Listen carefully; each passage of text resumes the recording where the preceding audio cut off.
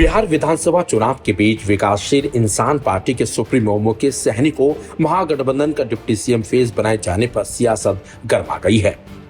महागठबंधन में मुस्लिम deputy CM चेहरे का ऐलान नहीं होने पर सवाल उठने लगे हैं।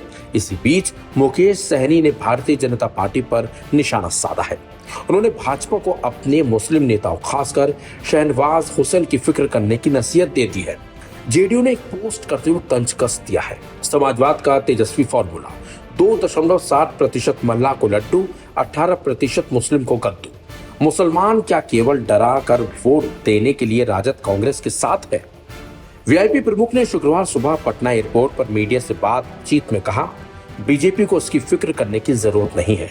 बीजेपी की वजह से अल्पसंख्यकों को आज डर सताने लगा है। भाजपा बताया कि उसे अति पिछड़ा और मल्लाह के बेटे को डिप्टी सीएम बनने से पेट में इतना दर्द क्यों है। अल्पसंख्यकों की फिक्र हम करेंगे, आप चिंता मत कीजिए।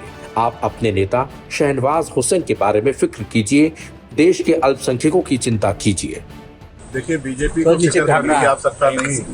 यही बीजेपी है जो हमारे अल्पसंख्यक भाई को कहते हैं कि हिंदुस्तान को छोड़ तो आप दूसरे जगह चले जाओ। ये आज उनको डर सताने लगा है। ये बताएं बीजेपी कि क्या अति पिछड़ा का बेटा, मल्लाह का बेटा को डिप्टी सीएम बनाना, क्या इनके पेट में इतना दर्द है? और वो अल्पसंख्यक भाई के लिए फिक्र हम करेंगे, आप फिक्र मत कीजिए। आपके पास भी शहनवाज हुसैन है, उनके बारे में फिक्र करिए। देश में हमारे जो जितने भी अल्पसंख्यक भाई है उनके बारे में सोचिए, उसके बारे में फिक्र कीजिए। नफरत की राजनीति नहीं कीजिए। अभी सबसे पहला मेरा सवाल है भाजपा वाले से कि क्या आपको तकलीफ हो रहा है? एक मल्लाह का बेटा, एक केवट का बेटा अगर राज्य में अगर सरकार बनाता है, डिप्टी चीफ मिनिस्टर बनता है, तो आपको इतना दर्द क्यों हो रहा है भाई? आपको इतना परेशानी क्यों होता है? तो हमें तो पता है कि आपको दर्द और परेशानी इस बात का होता है कि गरीब पिछड़ा का बेटा कैसे राज्य में डिप्टी सीएम बन सकता है। कैसे हमने मंत्री बना तो आपने कैसे हमारे विधायक को खरीद लिया, हमको सरकार से बाहर कर दिया। पहले इस सवाल का जवाब दे। बाकी अल्पसंख्यक के लिए हमको सोचने की जरूरत नहीं। हम लोगों को पता है क्या करना चाहिए। वहीं महागठबंधन में घटक दलों के बीच फ्रेंडली फाइट पर उन्होंने कहा कि कुछ सीटों पर सहयोगी दलों के प्रत्याशियों ने नामांकन वापस ले लिए हैं। 2-4 सीटें बची हैं, आने वाले समय में उसको भी दूर कर देंगे। सीटों पर फ्रेंडली फाइट हो रही है, उन सीटों पर कब तक फैसला होगा, कौन लेगा नहीं लेगा? देखिए, आने वाला समय में अभी बहुत ऐसे सीट पे हम लोगों को आपसी सहमति बन चुका है।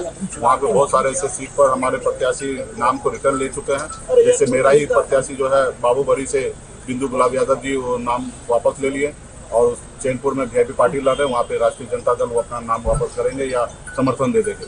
तो कुल मिला के हम लोगों का गठबंधन में चाहिए 2-4 सीट है। आने वाले समय में उसको भी हम लोग दूर कर लेंगे। इसी बीच तेजस्वी ने एक बार फिर इशारा किया है और ये भी बता दिया है कि और डिप्टी सीएम होंगे। बदलाव करेंगे। इस मौजूदा सरकार से गुस्से में है। 20 साल से सरकार ने शोषण किया है बिहार के लोगों का। इस बार बिहार की जनता उनसे बदला लेगी। आपने कहा और भी डिप्टी सीएम होंगे, जबकि एनडीए कह रहा है और भी डिप्टी सीएम होंगे, कुछ दिनों के अंदर बता दिया जाएगा। आज पहला चुनाव प्रचार था आपका, पहला चुनाव प्रचार है। बता दें आपको, इससे पहले AIMIM ने भी मुकेश सहनी को डिप्टी सीएम घोषित किए जाने पर तंज कसा था। बिहार में 13% वाले यादव जी 4% वालों से कह रहे हैं कि तुम हमको वोट दो, हमें मुख्यमंत्री बनाओ, हम तुम्हें डिप्टी सीएम बना देंगे। 2% वालों से भी कह रहे हैं कि हमको वोट दो, हम तुम्हें डिप्टी सीएम बना देंगे।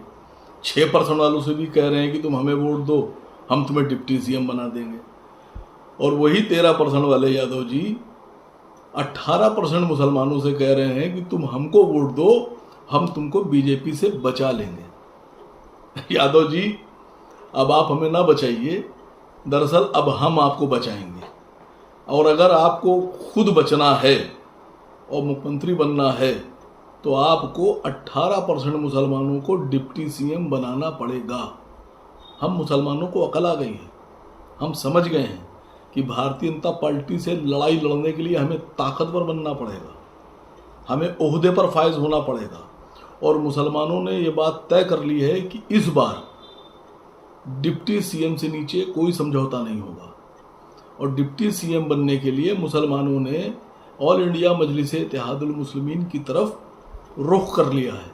उनको पता है कि जितनी सीटें AIMIM जीतेगी उतनी बड़ी ताकत बनेगी। और फिर आप 4% वालों से पहले, 2% वालों से पहले, 6% वालों से पहले फिर आप हमसे पूछेंगे कि भैया हमको बचा लो और हमें मुख्यमंत्री बना दो, हम तुम्हें डिप्टी सीएम बना देंगे। आप एमआईएम के आगे झुकेंगे? क्योंकि आपको खुद बचना है, और राहुल जी को भी अगर बचना है तो हम बचाएंगे, आप नहीं बचाएंगे। तेजस्वी जी, अखिलेश जी, ममता जी, आप सबको अगर बचना है अब बीजेपी से तो आपको हमारी शरण में आना होगा, हम आपको बचाएंगे। आप हमें ना बचाइए, आप हमें ओहदा दीजिए, डिप्टी सीएम दीजिए, और उसके बाद में हम सोचेंगे आपके साथ क्या करना है। वहीं मुकेश सहनी के आरोपों पर भी बीजेपी ने तीखा पलटवार कर दिया है। मीडिया में ही चला, उनके पार्टी का समर्पित वर्कर है, 2,70,00,000 में टिकट दिया जा रहा है, नाम भी लिया है संजय यादव का, तो 2.25 करोड़ का टिकट बिक रहा है। और भ्रष्टाचार की बात कर रहे हैं, मुझे लगता है Tejashwi Yadav should be the last person on the planet earth.